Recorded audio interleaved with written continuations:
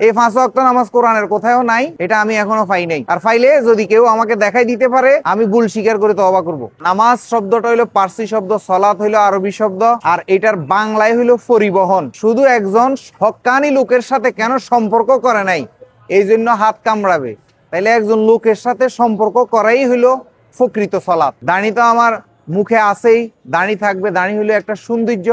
দাড়ি ইহুদি, নাসারা, খ্রিস্টান সবাই রাখে, তাই আল্লাহ দাড়ির পাগল না, আল্লাহ লেবাজের পাগল না। 5 আগস্ট সরকার পট পরিবর্তন হওয়ার পরে তৌহিদি জনতা নামক এই আলেম রুফি জাহেলরা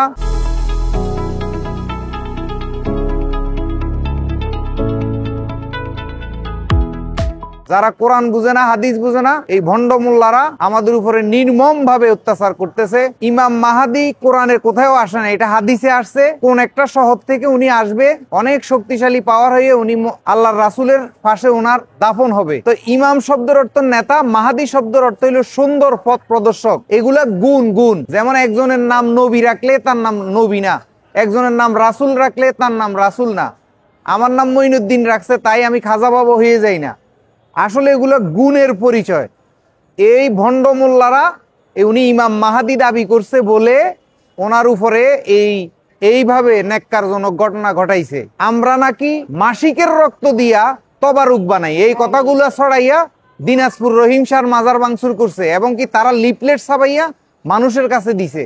তো কিছু আলেম রুফি জাহেল আছে, এরা কোরআন হাদিস না বুঝে, এরা চাইছে যে এই সুফিবাদ আর ধ্বংস করতে পারতেছে না, এখন তারা কি করে, কোরআন হাদিসের নাম দিয়া মিথ্যা কথা ছড়াইয়া, গুজব ছড়াইয়া আমাদের উপর নির্মম নির্যাতন করতেছে। এই আলেম রুফি জাহেলরা এরা মিথ্যা ছড়ায়। তবে হ্যাঁ, এই আজকে নুরা পাগলকে যারা জ্বালাইছে সারা বিশ্বের মধ্যে দ্বিতীয় মনসুর হাল্লাজ নামক পরিচিত হয়েছে। নুরা পাগলের লাশ জ্বালাইছে ঠিক আছে, কিন্তু কোটি কোটি আশেকের অন্তরে তার কবর হয়ে গেছে, তার মাজার হয়ে গেছে। পরের বাড়ির দাওয়াত খাওয়া, মিলাদ পড়া, মিলাদুন্নবী করা, এগুলা সুন্নত না। তাইলে আমরা যে ইসলাম ধর্মের লোক হইয়া এখনো এই দুনিয়াতে বাঁচি আছি, এটা শুকরের বিষয়। মাওলা আলীকে হত্যা করেছে এই দাড়িওয়ালা, টুপিওয়ালা, পাগড়িওয়ালারাই।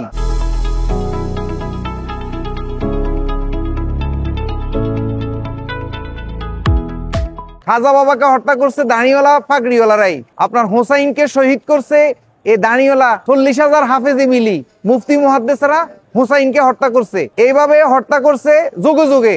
তাইলে আমরা যে এখনো শাহ আলী বাবার আশিক হইয়া, নবী অলির আশিক হইয়া দুনিয়াতে বাঁচিয়েছি, এটা শুকরিয়ার বিষয়। আমি গোলাম মঈনুদ্দিনের জ্বালাইয়া ফোড়াই মারে নাই, এটা এখনো আল্লাহর দরবারে শুকরিয়ার বিষয়। কেন আমরা যে অলি আল্লাহর আশিক দাবি করি, এখনো দুনিয়াতে বেঁচে আছি, এটা শুকরিয়ার বিষয়, আনন্দের বিষয়। এগুলা ইহুদিরও টুপি মাথার দেয়, লেভাজের মধ্যে কিছু নাই। আবার ল্যাংটা, কিন্তু ল্যাংটা হইয়া গেছে, দেখেন তার মুখের কথা আল্লাহ শুনে, কিন্তু দাঁড়িওয়ালা টুপিওয়ালার কথা আল্লাহ শুনে না। বুঝতে পারছেন নি? আবার আরেকটা জিনিস দেখেন, ওরা আবার দলিল দে নুরা পাগলা 14 দিন পরে লাশ উঠেছে, ওই লাশ জিন্দা, ফেরাউনের লাশও তো জিন্দা। আরে ফেরাউন লাশ পর্যায়ে গিয়ে ইমান আনছে, এই জন্য ফেরাউনের লাশ কিয়ামত পর্যন্ত থাকবে। নামাজ শব্দটা হইলো পার্সি শব্দ, সালাত হইলো আরবি শব্দ, আর এটার বাংলায় হইলো পরিবহন।